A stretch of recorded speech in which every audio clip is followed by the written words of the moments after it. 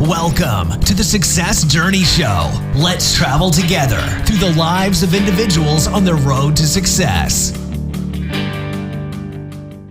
Hey, what's going on, travelers? It's Ricky Ventures and Marlon Madden, and we're back with you for another episode and another week of the Success Journey Show. Marlon, what's good, bro? How you doing today? I'm doing great, man. I'm doing great. How are you doing? I'm good, man. I can't complain at all. As you was asking that, I was thinking in my head, what in the world's going on in my life that's noteworthy? I mean, it's always noteworthy, but I guess I'm getting ready to get to it in season. I'm getting some time back, which is great. Okay. Kid stuff boys stuff is slowing down a little bit, so allows me to slow down, which is much needed. Back in this is the first year we actually did something. We had them active in the fall. In the years past, we never really had them active in the fall, and I completely forgot about that this year. So it was some adjustments to make. Jumping out the gate of the school year, being super busy and super active, and all three of them doing some form of something. So it was good though. It was good, but we're definitely looking forward to a little break. As when you guys hear this, we'll be probably rev back up with something else. But at least for all those that are live right now, there's knowing that we'll get ready to jump into a break season. What about you, man? How you doing, dude? So just it's funny with the you guys are gonna have a phenomenal time today with this as you do with our guest Dan. He really breaks it down and gets introspective and transparent. I've been evaluating my sideline not etiquette, how I want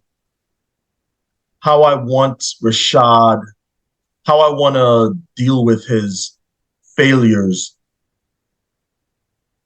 while he's on the court, right? Mm-hmm. What's funny I know I'm a hard parent. And every parent's gonna say they're hard, but I'm really hard, right? Like I almost want perfection, right? Which is impossible in terms of when you're on the court because you're gonna make some mistakes. That's how the games are. There's nobody that play a perfect game, no matter how perfect they say they're doing it.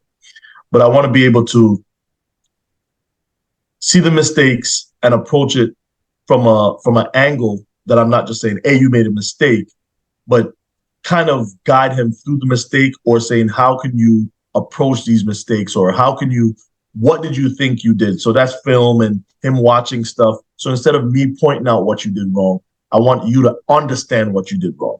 You understand what I'm saying? Because there's two different things.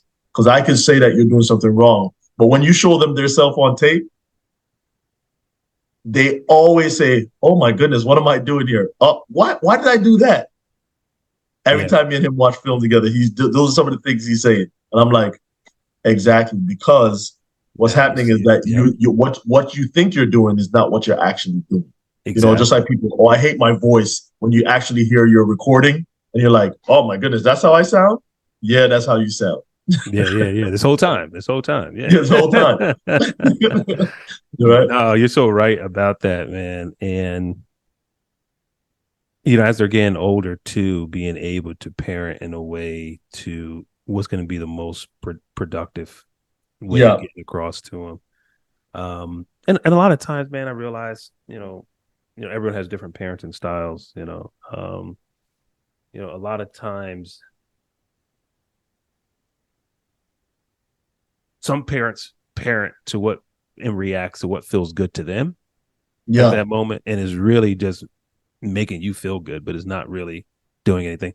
Like I was asking a few parents, and some players, when you look at the best coaches, they're not sitting there screaming at the players all game.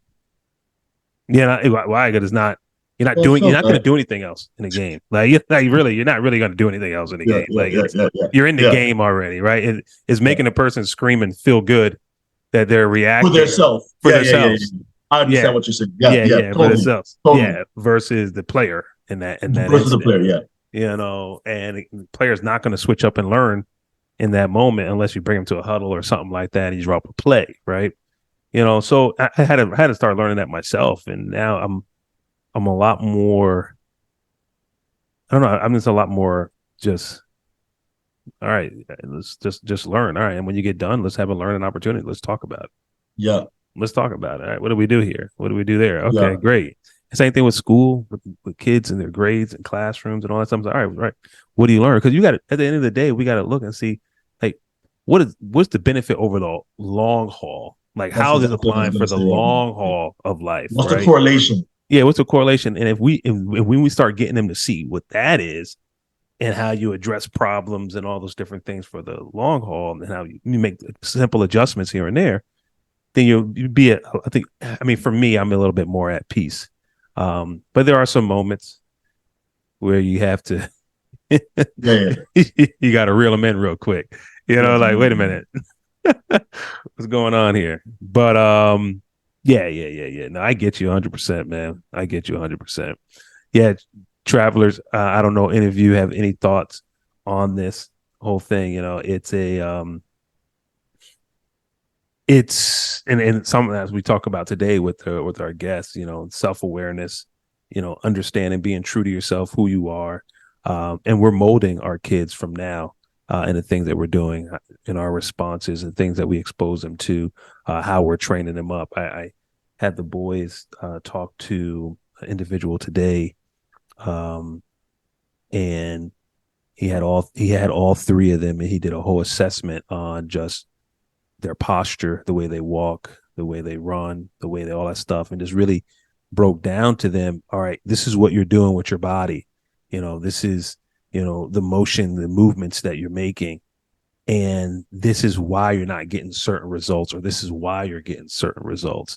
But in the long haul, if you could start paying attention to the little details of what your body is doing, it's going to pay huge dividends for you in the future. Right. And I had a conversation with the guy afterwards. I say, dude, I didn't bring them here because I want them to be all-star athletes. That's not my goal for my kids. I want you to do well, but I want you to do well with anything you touch. But that's not my goal for you. My goal is, how do I help them apply this to life so they become men? They're not dealing with some of the health issues that a lot of men deal with as they're getting older and older in their bodies and things of that nature. So if I can start exposing it to them now, make it part of their life now. Yep. So it becomes a regimen. Yes. I always did sports. I always ran. So I'm not just going to one day just say, nope, not going to do it and become, you know, like you see some of these professional athletes. I don't know how they do, but after they just blow up, right? So they're in retirement. They're retired. Yeah, retirement life will get you. Yeah. But yeah, cool. But hey, guys, we're going to jump right to this podcast. Phenomenal guest, one of Marlon's colleagues in the Marines, none other than Dan Beer. Dan Beer, you heard it right, Dan Beer. All right, everyone, beers, Dan Beer, not just one, multiple beers. Dan Beers. I love it. Yeah, you'll hear him after this. Stay tuned. Check us out. Hit Doctor. Around the time, you know, we will be in. Where are we going to be? We'll be in Kentucky. Texas. We'll be in Kentucky. Kentucky, Texas. Yeah, we'll be in Kentucky in December. We'll be in Dallas in January.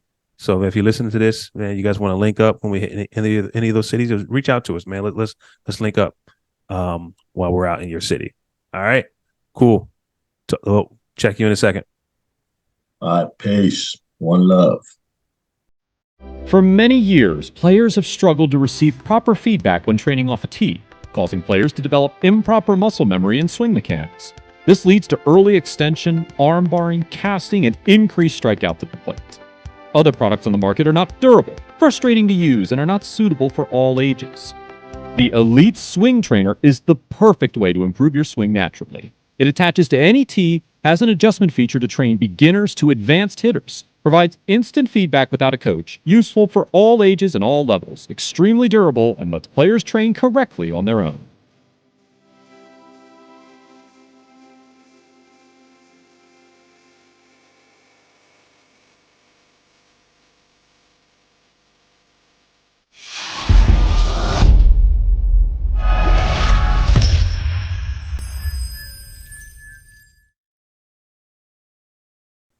All right, travelers, we are back at our favorite segment of the show where we bring on a guest, man, to hear their story, their journey as they're on their road to success, man. And we are honored, Marlon and I, to have this guest on today, man. It's gonna be a good one, man. So you guys really get ready. So we have none other than Dan Beers. Dan, how are you today, man? Thanks so much for joining us.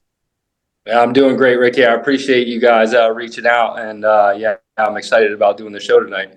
Oh yeah. Thanks for having us. Go ahead, Marlon. Marlon wanted to say something. Marlon was like, "Oh yeah, I want to say, yo, man, I had to shout out my brother, yo." So if everybody don't know, he's a Marine. I'm a Marine, so our humor is a little bit different.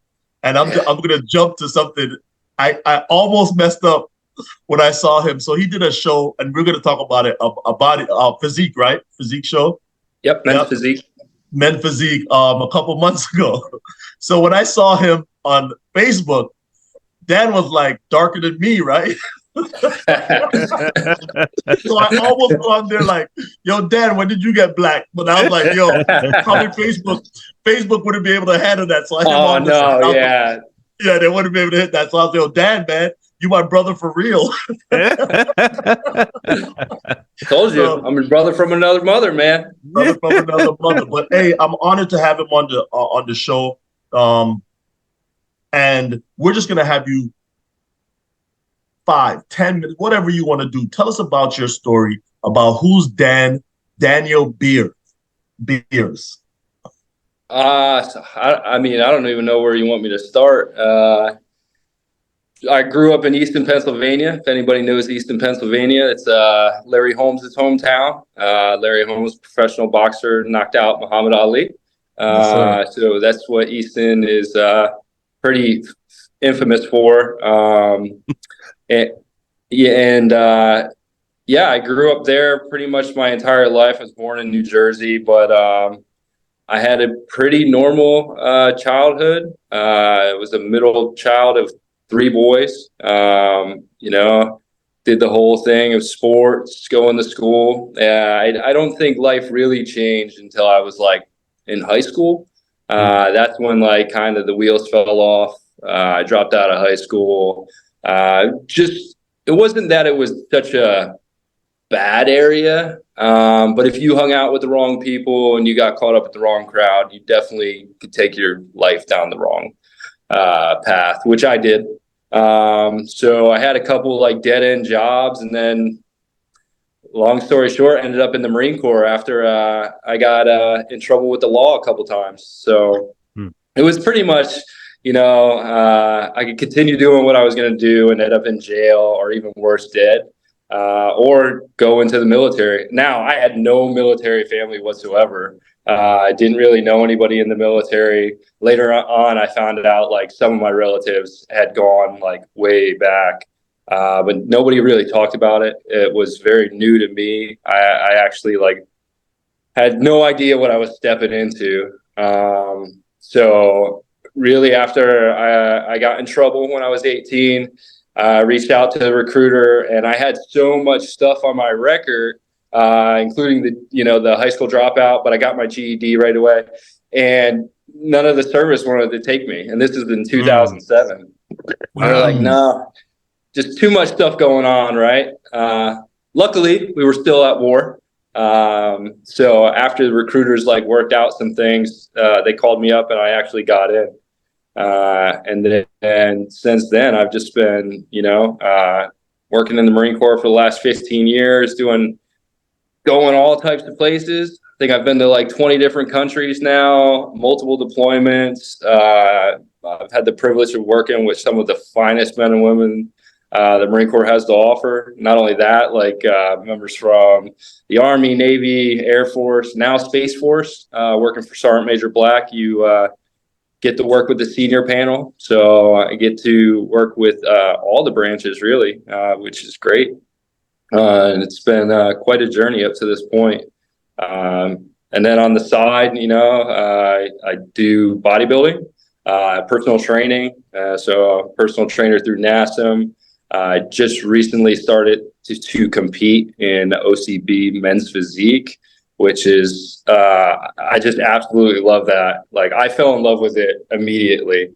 Once I went through the whole the work, like doing most people do it for about 16 weeks up to their show. Mine, I started like almost a year out. It was something that I always have done with working out, even when I was back in high school. I had some phenomenal coaches in junior high, middle school, that all like to lift. They taught us the basics, right? And that just carried over into the Marine Corps. And I was always like more one of the fit Marines, I'd like to say. And that just carried over into wanting to compete. The only thing that held me back was, I was a Marine and I liked to party just like I did back in the day. And I continued to drink on nights and weekends. And I'll be honest with you, you can't drink alcohol if you want to compete. Those two just don't go together. So it wasn't until I quit drinking back in 2020, what was it? Yeah, 2021, that I just gave it up. I was done with it and haven't touched it since. And I was like, all right, now's the time to do it. And it was probably one of the best decisions I've made because, it opened up doors and I've met more and more people and opportunities that just keep coming my way. Even to this day, it's been really a blessing. Yeah. I'm gonna tell you guys.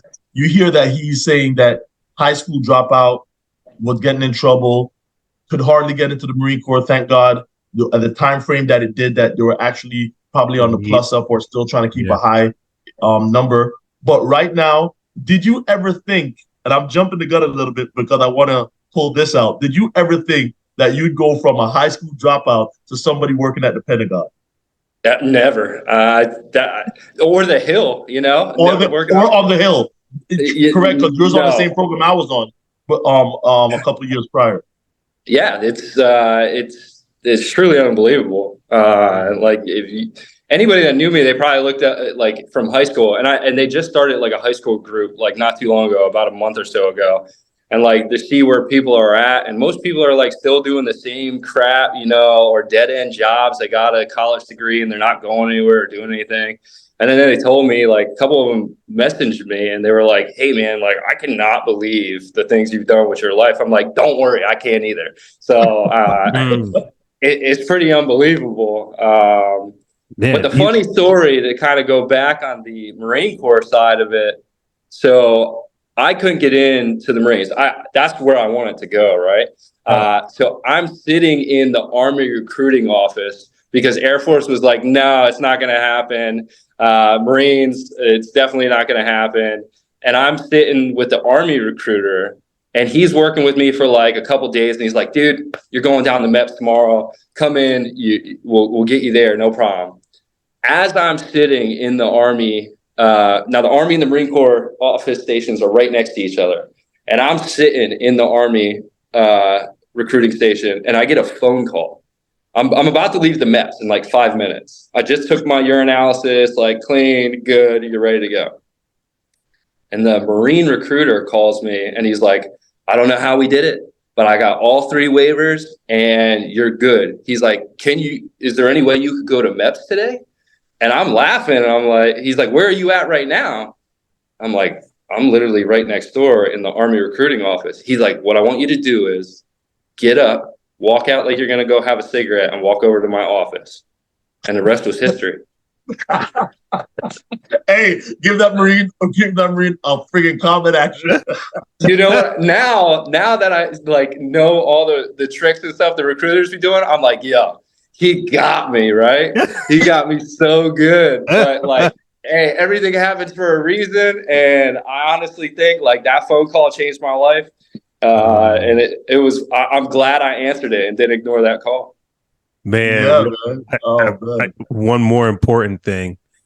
And when you said Marlon asked you the question, you never thought you being a college dropout or high school dropout, whatever, would you have seen yourself in the White House or even, in that space? But what about being 248 pounds and now seeing abs?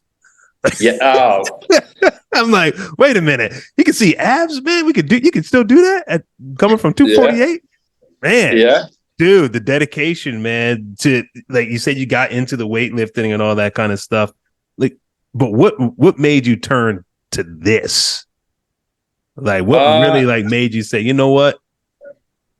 I'm going all the way in with this thing. So like life's not always like it's ups and downs, right? But I think I've always thrived in adversity. At like I've hit some rock bottoms, and every time I've thought I've hit a rock bottom, like years later, I've hit a lower rock bottom, right? And in 2021, I hit a rock bottom. It was like COVID. My wife was, was doing nursing school while we were out at Fort Leonard Wood. We're in Fort Leonard Wood from 2017 to 2020. And COVID hit in the early 2020s. I was at home with the boys, which were about 3 and 5 at the time. And all of a sudden I became the stay-at-home dad, right? So here I am working in Hawaii for 3 years, like operation tempo is high. I go from there to Fort Leonard Wood. Now I have teams of instructors running cycle after cycle. It's like nonstop, right? And that's the type of person I am. I like structure. I like, accomplishments, and I'm knocking out all these things, right? I'm finishing my degrees, my associate's degree, bachelor degree. I'm working on becoming a master instructor, and I'm getting all this stuff done. And then COVID hits and everything comes to a screeching halt for me. And I'm at home trying to, homeschool one kid. And then the other one is just like too young to be in preschool. So he's kind of like, you're trying to tend to him too. And I realized what the stay-at-home mom really deals with on a day-to-day basis. And I grew a whole new appreciation for that. Yeah. Shannon was in nursing school. So, she's dealing with trying to study and get her life or career started because she's followed me everywhere for 10 years. And the only thing that was open during that, like gym shut down, the only thing open in Fort Leonard Wood, liquor stores.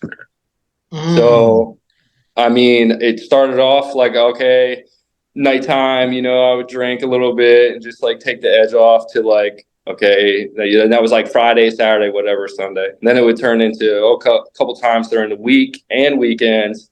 And then slowly, before you know it, it just like grabbed hold of me. And I couldn't work out. There was no gyms open. I was like drinking. And then, it turned into a problem. And like that carried over from Fort Leonard Wood to the fellowship, right? Because I had applied for the fellowship in February, or actually even before that, of 19 in December. I got accepted in February 2020, then COVID hit March. So I was on the up and up, but all that had happened. And then by the time I had checked in, I was just like crashing and by that time. And really, nobody was open when we got here during the fellowship. No, COVID was in full swing. You couldn't go nowhere. You couldn't meet nobody. And the isolation was driving me crazy. Like, I am a person that needs to be around Marines. I thrive in that, being like locked away or isolated, just like depression and, all those symptoms just came full swing for me. And then like when I hit my rock bottom, it was right after I lost my grandmother in March of 2021. Like I just couldn't handle it no more, and long story short, I ended up in the ICU at Walter Reed, with a 0.34, and I'm functioning. Like I called, 2 Marines and I asked them to come pick me up and drop me off at Walter Reed. 0.34, that's crazy. 0.34. When I talked to the counselors after that, they were like, you should have been dead. But I had got to such a bad point where I could function through my day drinking like that and not even be like drunk. Well, yeah, I'm not drunk, but you know what I mean. Like, functional alcoholic. Absolutely. I was a full-blown functioning alcoholic. I hated myself, hated everything I did about my day. And I was afraid, right? Because I'm working for a congressional member. But I was like, for her, I was doing well. She's telling me how good I'm doing. But I knew personally, like, I'm failing myself. So like I had to take a hard pill. And after I lost my grandmother, I was like, I was at my wit's end, and I called them to take me to the hospital. I spent about a week in ICU because I couldn't just stop cold turkey. So I had to be on benzos and everything. I had severe shakes, hearing sounds, music, babies crying. It was sad. It was sad, and it was hard, especially like doing the stuff I did to my wife and the kids seeing it. So I knew I had to change, and the only way to do that is reaching out and calling for people. And I know in our organization, like that's really hard for people to do. But I'm telling you, I'm living proof. Like, call somebody and ask for help. Don't be afraid of it, because most of the Marines, they won't call and ask for the help. They'll wait until it's too late. They either get a DUI, they either get in a car accident, domestic violence, you name it. The list goes on and on. And by that point, you can't walk in and be like, hey, I got a drinking problem. Like that ship has sailed. You lost that opportunity. And that could have happened at any day for me. But luckily it didn't. And I was able to, call up people and get help and go through that whole process. And yet, you got to take, it takes a lot of humility to go through what I went through after that, because let me tell you, it's not cool to be, you're on this elite program in the Congressional Fellowship, and then you get told like, you're going to have to leave your office. We don't know where we're going to put you. You could be a barracks manager. So you go from being meritoriously promoted for 4 ranks in a row, and you're the go-to guy and all this stuff, and then finally reaching a point in your career where they don't even know if you're going to be a barracks manager. Like, they don't even know what to do with you. But luckily I had some phenomenal leaders at the time that not only supported me through that, they got me back on my feet. They gave me the time with my family to like rebuild. Then they gave me a kick-ass job, right? They didn't like, if a couple of the Marines that wanted their way, I could have been a barracks manager at like Henderson Hall, Fort Myer, right? But people fought for me, and they knew like I was just in a bad situation. And I had the ability to bounce back, and they gave me an opportunity as the Sergeant Major's legislative assistant and the assistant program manager of the Congressional Fellowship Program. And I just worked at it every single day to not let anybody down, right? And I think listening to a lot of successful people talk, listening to a couple people on your show, like what drives successful people a lot of the time is fear. Right. Anybody that says like successful people are not scared of anything, well, then they don't know really much about successful people, because I will tell you, they are absolutely terrified of failure. And that has driven me to this point of where I'm at today. That I just, one, I don't want to let people down, but two, I don't want to fail again. Like, going through that was probably the hardest part of anything, like accepting failure. Man. Rick, go ahead. And dude, so coming to that point, and you now looking at your life of, because a lot of people, they could have looked at it as, man, there's nothing else left for me. Like, I mean, it's but you having that strength to reach out for strength, speaks volumes to just you embracing, what was present in front of you. And just hearing you getting your family back together, your kids and everything, spending time with them, just how things were working out. Now, as you started to embrace just the new mindset and just really embrace where you were, what things started to change in sequence of those things that you started to embrace? Like getting more time with your family, getting back into the jobs. Like, how did you start managing, going back up that mountain? So the biggest thing in the beginning is like, all right, I can't set my sights like long range, right? I set small range, like day by day, even hour by hour, right?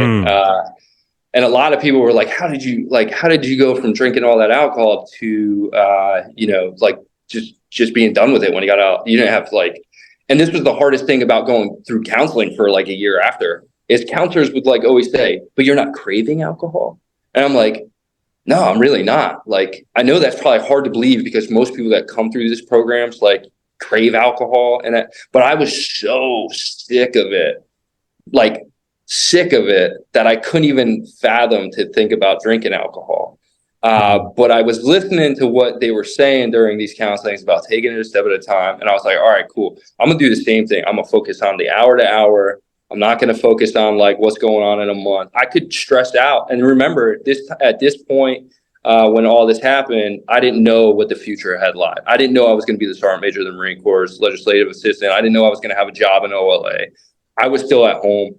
And I was just like, let me focus on me first, because I cannot be a good father or husband until I start fixing these things. So what you got to look at it, a holistic approach, right? Mind, body, spirit. I started going to church with a friend, a major. I started to just do workouts again. Started watching everything I put into my body when it came to food, enough water through my day. And, you know, all those little things will start rebuilding you each and every day. The problem is, like, you know, you don't see, everybody wants that quick and now, right? They want instant gratification. Luckily, like the stuff that I learned when I was in high school, with those like I wrestled for years, the weightlifting, all my coaches told me like it's consistency and it takes time. So I knew I just had to keep at it, right? Just keep doing the small little things each day, take care of myself, get myself back to a position where once I'm good enough, like I'm doing well, then I can start being the husband and father and Marine that I know I can be. But I think that was the hardest part, right? Knowing that you got to take your time to get there, and just keep plugging away at those small little accomplishments each day. And I mean, you know, it's not like you guys say, it's not a sprint. You got to take your time. Yeah, it's a journey. And once you learn to love that process, right? And that's what I love about the competition of bodybuilding is like, once you learn like the process, the waking up at 3:50, the eating the meals on time, you know, not cheating or going out, and like those small little decisions, those are the things that are going to get you to that next level, right? Yeah. And now I'm like 2 worlds apart from where I was when I got out of the hospital. I'm trying to rebuild my life to me trying to win on a pro stage, right? Yeah. But you got to know where you're at and where your limits are. Yeah. And I think at that time it was a lot harder to know where I was at because, you know, you're just questioning everything. I think anybody that's been in their lowest point, right, or low points, they'll tell you like what happens with your mind. Your mind's racing, right? You question yourself about everything. Am I good enough? Am I doing the right things? You know, am I being a good father? Do my kids like love me? How do they view me? You know, same thing with your wife. And I didn't have any of that confidence. Confidence was completely shattered. So I wanted to build my confidence back up too first in order to make everything else whole, right? So self-esteem and confidence. If you don't have that, it's going to be very hard. The journey will be even harder. Yeah. You know, in the Marine Corps, and I know, hey, guys that are listening, that you're in different branches of services or even in the Marine Corps, what I'm saying is it's factual. You have bad leaders and you have good leaders in the Marine Corps. And sometimes you're at a unit that they will not give you that time to rebuild like you did.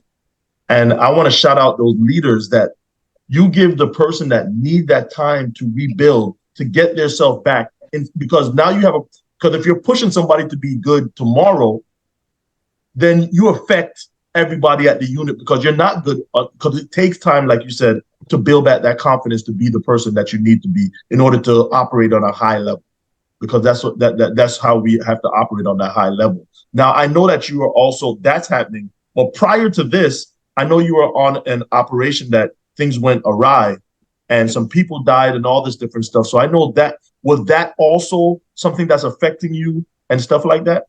Can you talk about that? Yeah. So like I said, like when I was going through the depression and isolation and you're drinking like that, like especially during anniversaries. So April's an anniversary for me, right? 2012, I had an MV22 crash during the 24th Mu. I'm in Morocco, and it's our first operation that we did, and it's April. MV22 was coming in and dropping off Marines and going back off to the ship, picking up more Marines, dropping them off. It had just dropped off 22 Marines. It picked up off of the LZ to go back to the ship, but the pilot made a critical error as he wasn't flying into the wind. The wind was at the tail. So as he got about 100 feet up, the wind pushed the tail and sent the MV22 straight down, nose down. So if you saw it, you would have thought the pilots were dead on impact. But I guess the MV22 is designed as it hits, it actually crushes to the left or the right. So I was about 200 yards away at watching this as it happened. I was actually trading off stuff with the Moroccan Navy, who we were staying with. And as soon as it happened, myself and a couple other Marines ran over. I tore through the side of the MV22 with my bare hands. I had carbon fiber in it for days. But we pulled out 2 pilots and a crew chief. I had to climb 20 feet up to grab the crew chief, Derek Kearns, who was still suspended in the air when we looked up into the aircraft. And I cut him down and assisted him out of the aircraft. You know, I asked him 3 questions. I asked him what his name was, if he knew where he was at, and what had just happened. He answered all 3, and those were the last words he ever spoke. By the time we got his clothes off and provided medical aid, he had passed away as we were getting him onto one of the Moroccan aircrafts that had came for support. The 2 pilots, we started doing medical aid for them, provided tourniquets. Some of the Marines that were on deck, like some of the motor T Marines that I had with me, there's Lance Corporal Conley, who immediately, as I was screaming and running to the bird to one of the staff sergeants to drop a 9 line, I had a radio on me. I threw it to Staff Sergeant from AAVs. He started dropping a 9 line as the other Marines like assisted on the aircraft. But these Marines, like without even thinking about it, ran, got CLS kits, brought them on over. It was chaos. It was pretty nuts. But they acted like in a moment's notice, did their whole thing. I think there was a lot of Marines there that day that should have been recognized too.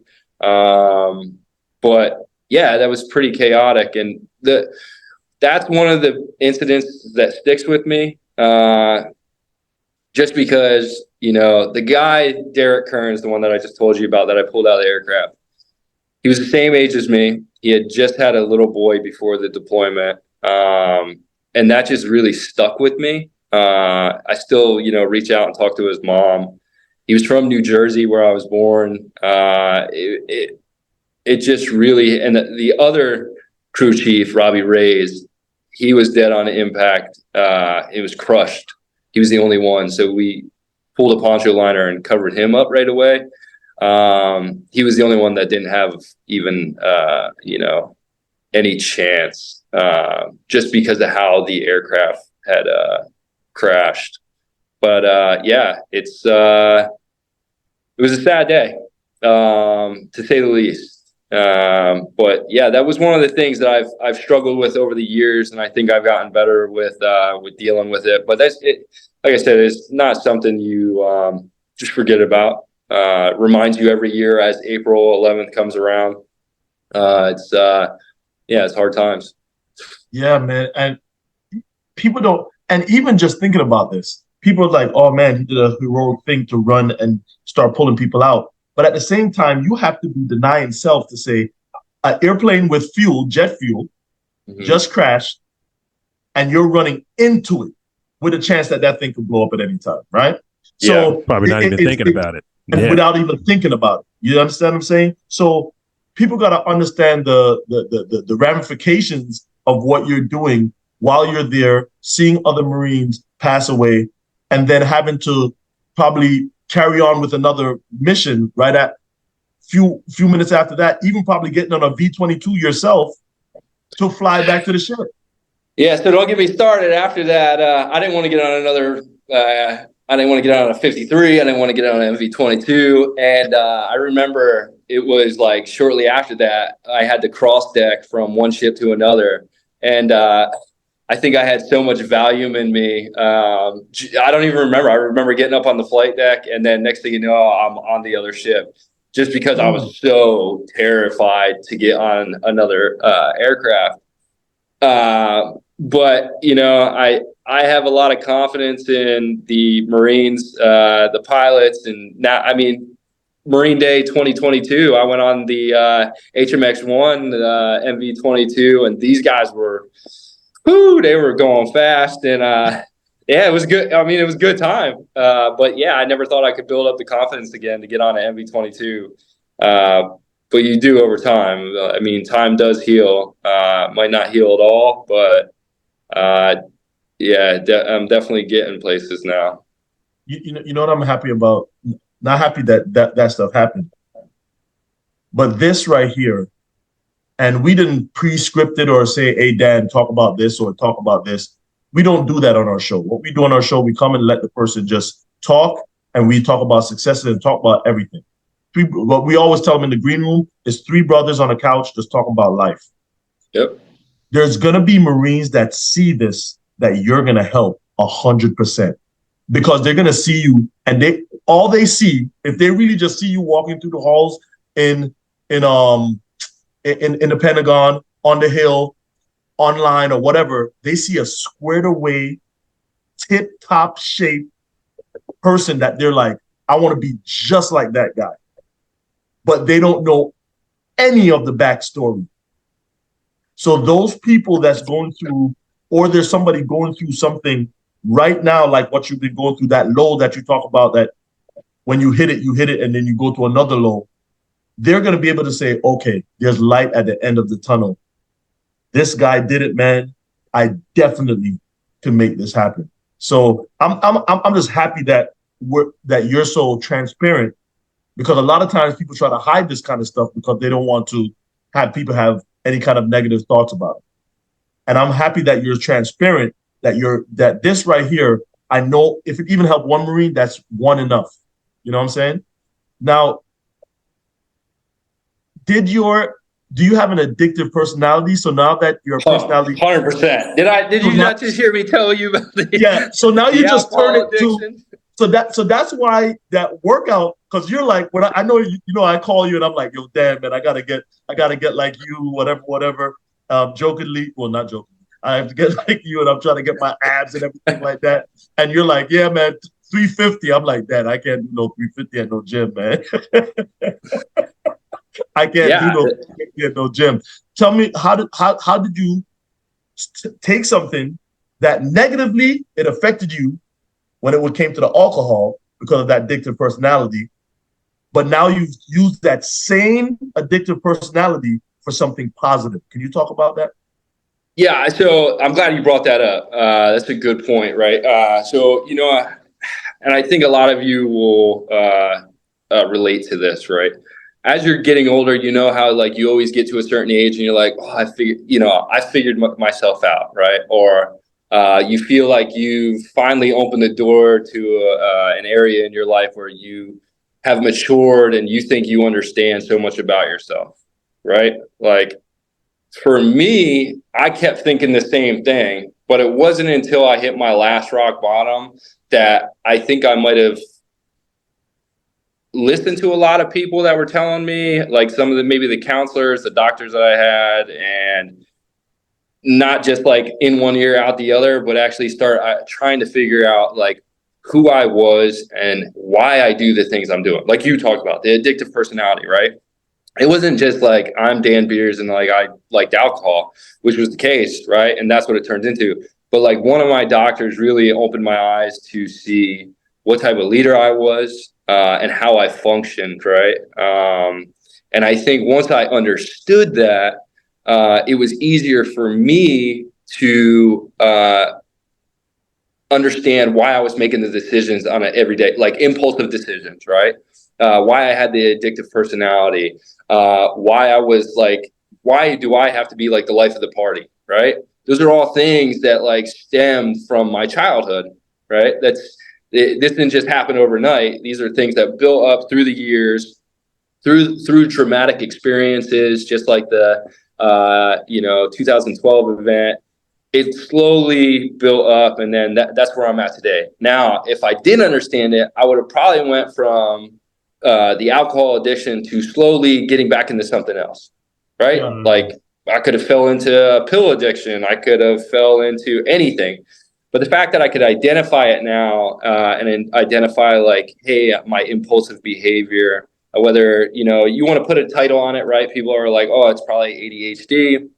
Or ADD, understanding how you function. If you can understand that, you will be more successful in your life, right? Mm-hmm. And I don't mean like, oh, you can run your own business and everything. I just mean on a day-to-day basis, being successful in your family, in your community, just you ultimately being happy about life, right? That to me is successful, right? Yes, sir. You understanding how you function and just using it in a positive way to affect other people.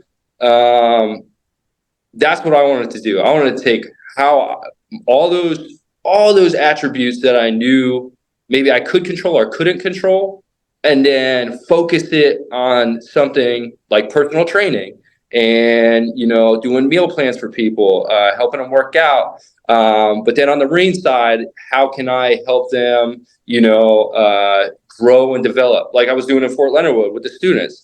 But now instead of with students in the Congressional Fellowship Program, you have senior staff NCOs and officers. That's one extreme to the next. Yes, sir. And I had to figure out like how can I be successful as a program manager and deal with all these different personalities, right? Because there's a lot of personalimes. Yes, sir. Yeah. Yes, sir. I'm one of them.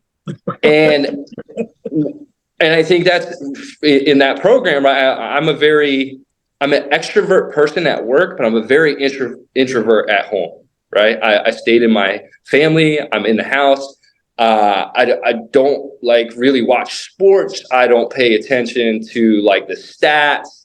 I work out. I focus on what I need to do to better myself, whether it's in school, my meal plans, self-education, right? Yes.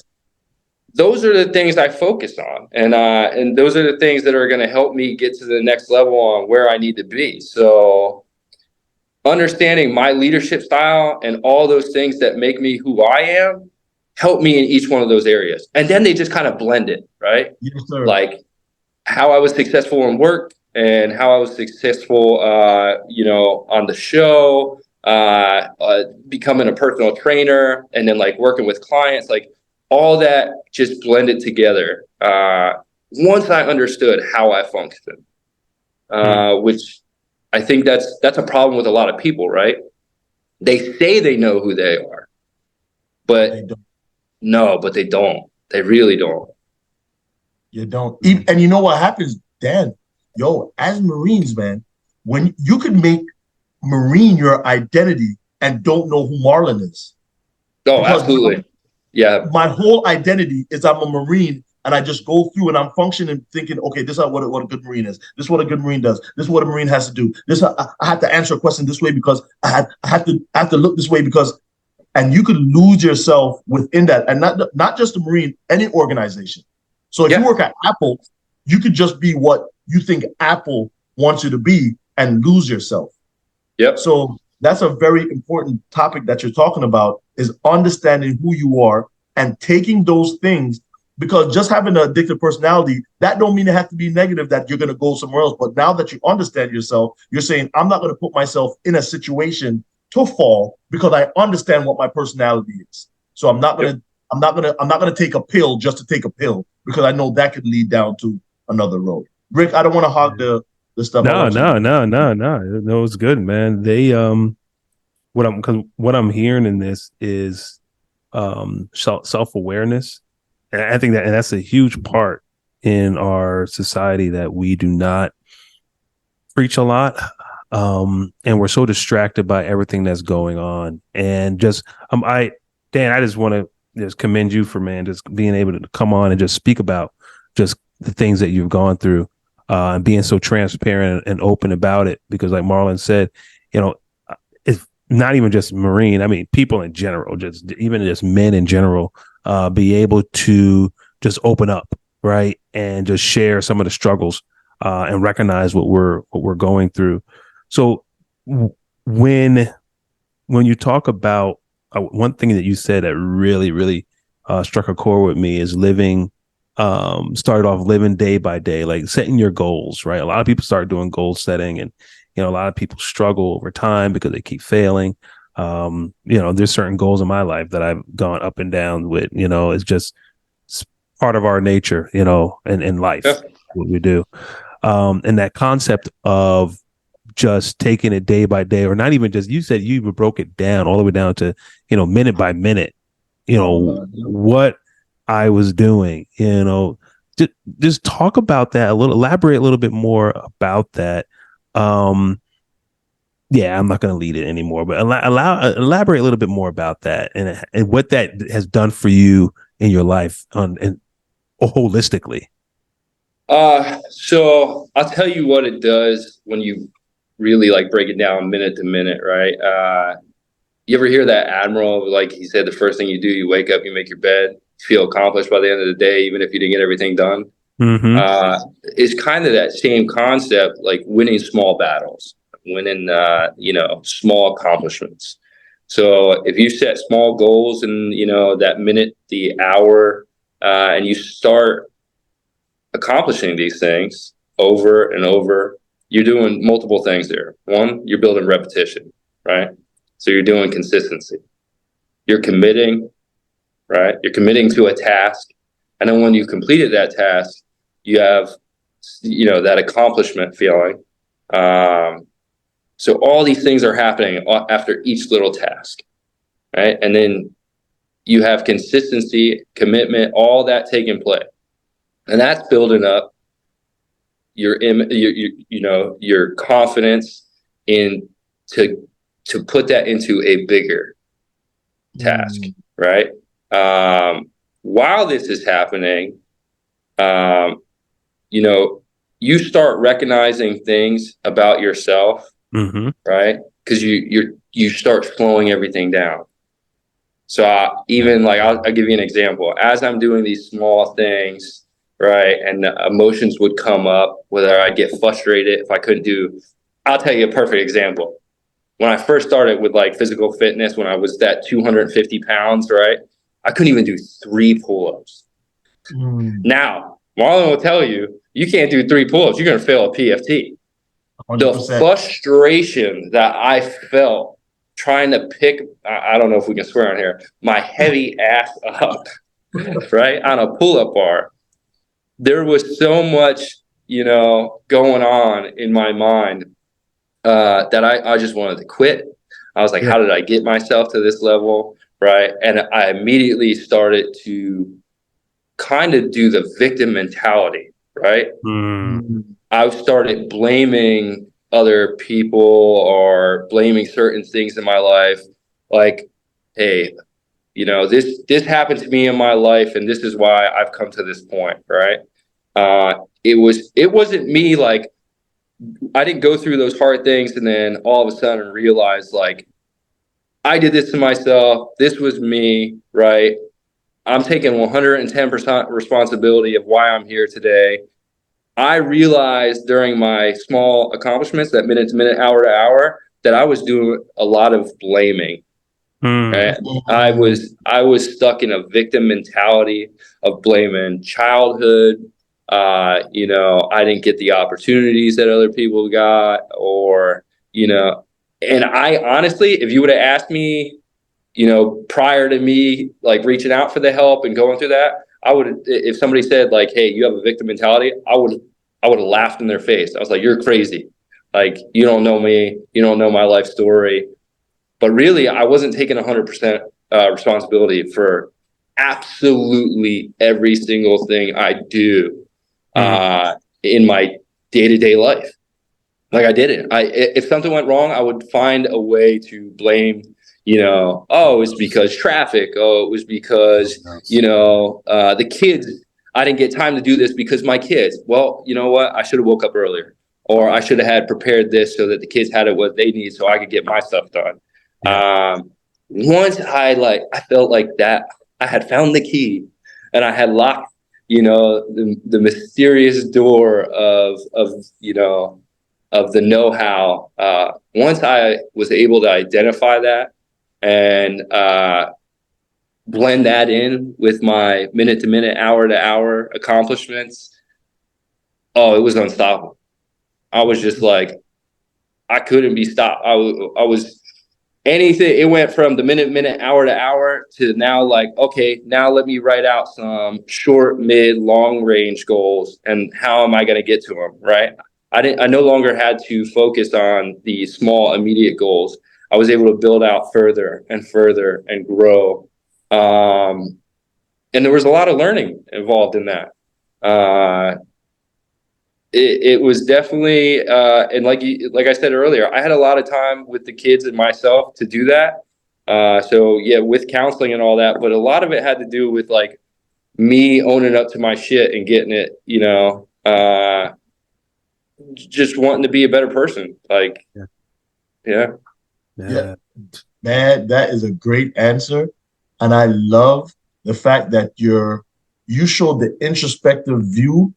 And you should, that victim mentality, a lot of people use it as a crutch. And I know it's unpopular now to tell somebody, bro, take 110% responsibility for what's going on in your life. Yeah. Yes, we could blame everything. We could blame everything around us. We could blame the wind if you wanted to, right? But once, like you said, that minute to minute, hour to hour made you accountable of whatever you had to do to accomplish. And once you start seeing yourself finish it, now he's going to show us the guns. I got to show him before the show's over. Yeah. It was funny because when I first met Dan, man, you're in shape, but you're bigger as like big. Yeah. You know, shows you have to cut down dramatically. Well, yeah, I mean, like now I'm like at 9% body fat, but like when you met me, I was probably at like, I don't know, 18. Yeah. But you're still. I was like, me and Ozal used to come in there and be like, "Yo, Dan got to put up them guns, man. You got to put up them guns." It's funny because like that's what people always know me by, right? It's like my arms, and I'll tell you how we got to that point is because, like I said, I was in trouble when I was younger, but I also hung out with like my older friends that. We had coaches that loved to teach us about bodybuilding and working out with weights. I got put on house arrest 1 week into the summer from 8th grade to 9th grade. My house arrest from 8th grade. I was on house arrest the whole summer, right? I got put on, had the monitor, everything. And I had a weight bench and everything in my garage. And when you're young, what did you focus on? You focused on abs, arms, and like chest. Yeah. Yes, sir. That's how I wasn't like well diverse, knowing like each muscle group and how they operate. Yeah. So I focused, I'll put the Rocky Jam on, cassette tape and the little cassette player, right? And just go ham. Yeah. And like just hitting arms just all day long. Boom, boom, boom. Sit-ups all day long and chest presses all day long. And it just like every time, it didn't matter once I learned everything and I could grow everything. Those are the areas that would grow the fastest. Yep. Exactly how mine is. Yep. And that just goes to show you, like, starting the habits early, like when you're young, they carry over into your lifestyle. Yep. Yeah, man. Yo, you need to. I'm not gonna tell you no lie. I'm not gonna say. I'm not telling this because you're my boy, or you need to write a book, bro. I know you probably hear that often. You need to write a book about, because it shows all the different. And I'm gonna say this too. You know, I don't want to go to the everybody in the United States of America has a story. It's not just one set of people. So we often think that everybody else is fine, but everybody's going through something too, bro. Yeah. You understand what I'm saying? And yeah, for sure. 8th grade to 9th grade on house arrest. I couldn't even fathom. My son's gonna be in 8th grade next year. If my son came home and told me, well, if he got in trouble, there'll be no house arrest because he. I say the same thing to Shannon. I was like, Shannon, my older son, he just turned 10.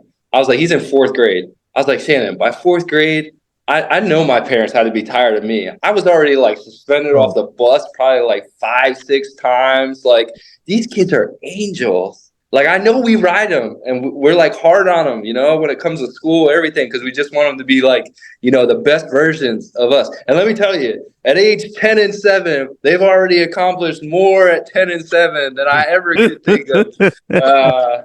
They're doing just fine. We have a good laugh just because, knowing my background and where I've come from, they're doing all right.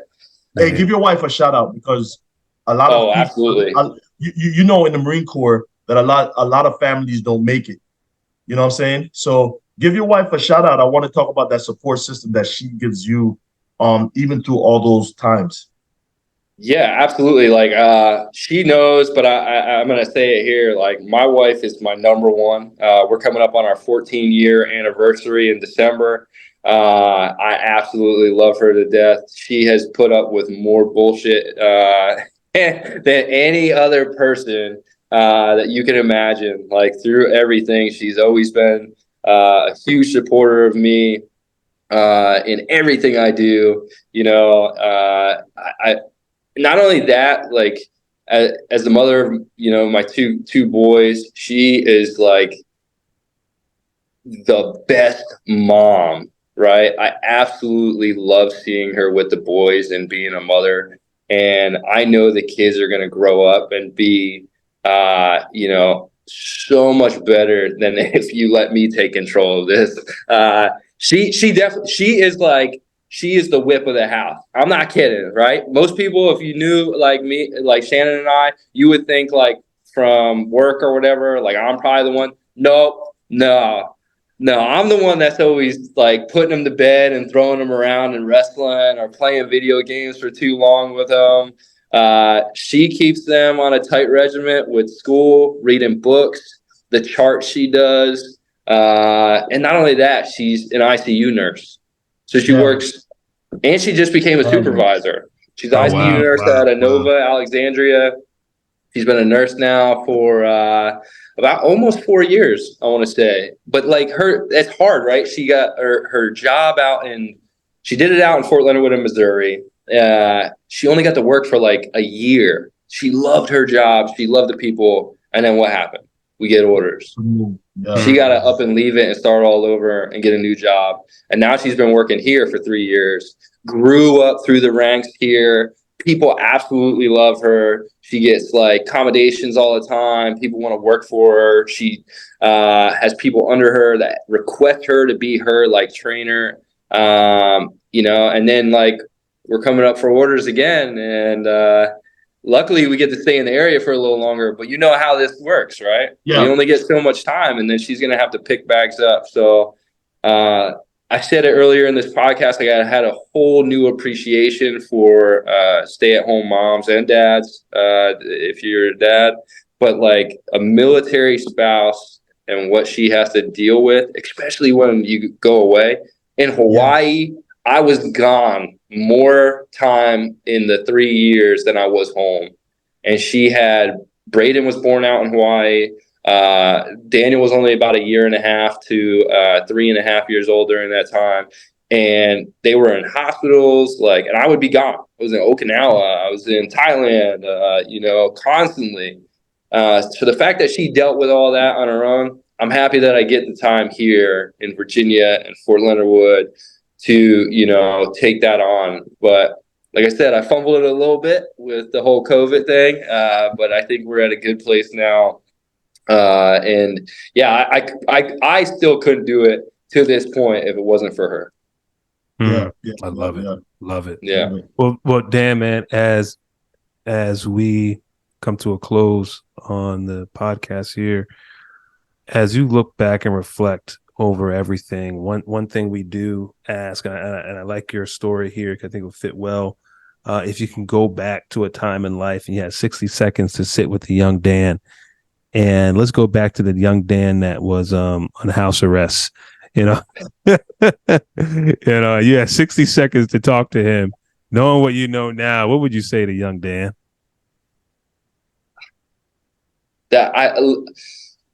You're asking a tough question here. I literally say this to my son all the time. I'm like, man, if I could just go back, I tell him stuff all the time, both my boys, right? And I tell them, but as a kid, you just don't understand, right? You don't appreciate the things around you.